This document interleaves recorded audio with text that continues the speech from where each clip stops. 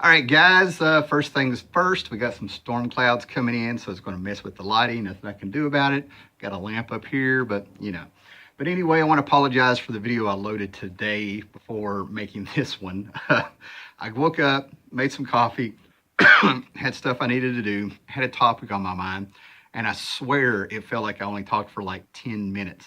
And not only did I talk for almost 27 minutes, close to it, but I got way off topic.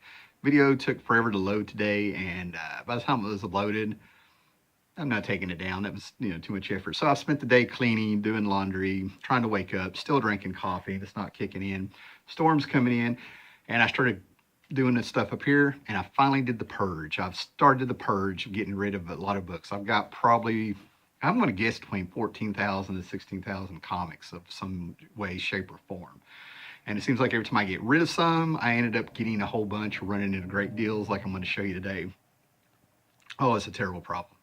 So I think I've got about 3 long boxes of comics so far. No idea how I'm going to get rid of them. I really don't feel like messing with eBay, but I know I'll end up doing it. And I have some sets of stuff that I don't want to bust up and sell one at a time, stuff like that, but we'll get to that. So here's the stuff, maybe the last Ollie's outlet haul for a while. I've got the 3 videos showing all the omnibuses and the trades and stuff like that. Well, I got a few more. Ended up in Beckley, West Virginia. Also ended up going out of state to see one of my friends. Also went down to Pulaski, hung out with one of my friends. I may have already shown some of this stuff, but that's okay. First thing, we'll just get to the trades and stuff. We'll try not to make another 26-minute long video, right? But I ended up getting this at Ollie's. This is a $20 hardback.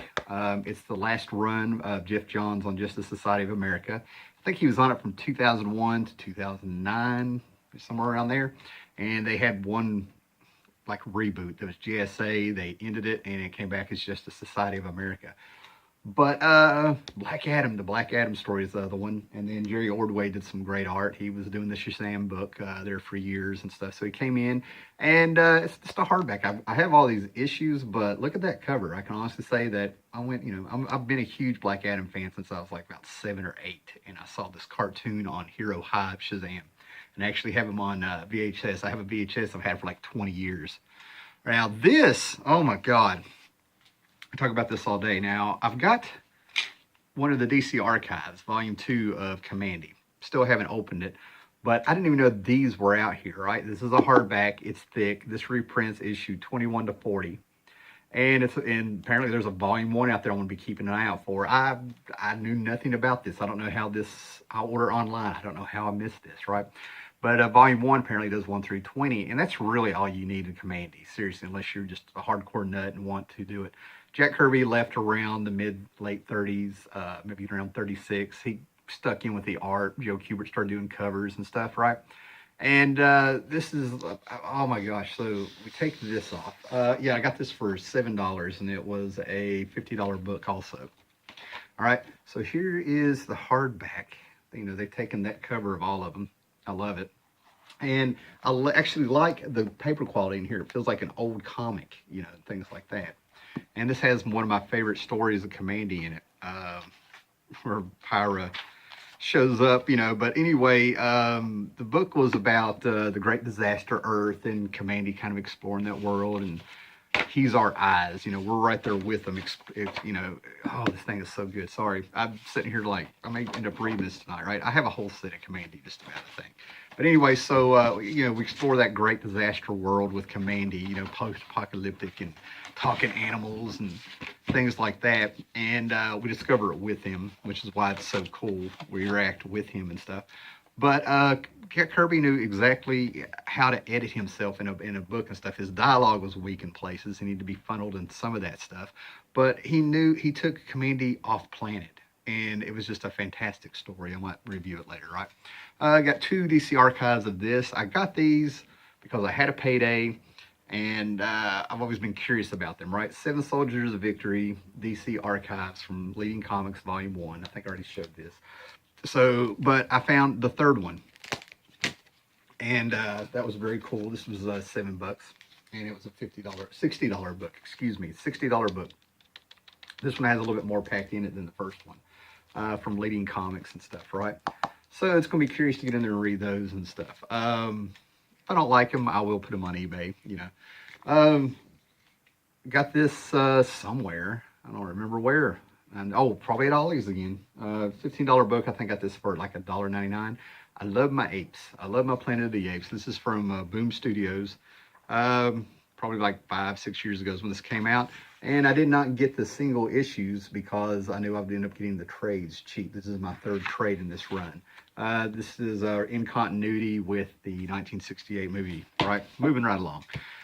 And I did not want to get this, but I had to get this. Not only was the last one, and I got some damage on it and stuff, right? But it's Doom Patrol Volume 2. I'm going to track down number 1. The DC showcases, like I said, I'm not really big on black and white unless it's horror or it was in magazine form. It's supposed to be in black and white, like, you know, Savage Sword of Conan or something like that.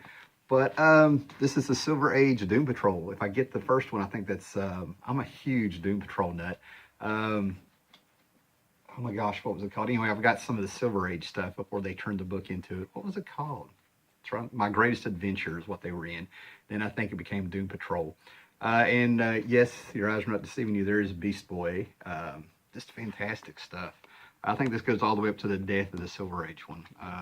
So really cannot wait to read this, you know. So good. And I had to do this. This is probably my one regret for getting it, because it was the last one. I've seen a couple of these at several Ollie's, and they sold out really quick. And then I found the last one at an Ollie's, and I was like, I had these books. Oh man! But I went ahead and got it. The Omnibus of Stan Lee. And I apologize if I've shown this before. Right? I'm a little bit of a hectic day, right?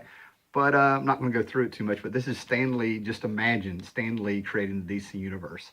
And he worked with Joe Kubert, Jim Lee, John Buscema, Dave Gibbons, Kevin Maguire, Jerry Ordway, John Byrne, Gary Frank, Walt Simonson, on and on and on. Sergio Aragonés has art in this that I did not recognize his art. He's got a very good style in there. Yeah, this thing I may end up doing a video for. I liked what Stan Lee actually did when it came to world building. There's no doubt in my mind that he, used the Marvel style where he come up with a plot or discuss the plot and say go draw it and then dialogue it. But he made it very green, very in tune with nature. Green Lantern, green from the earth.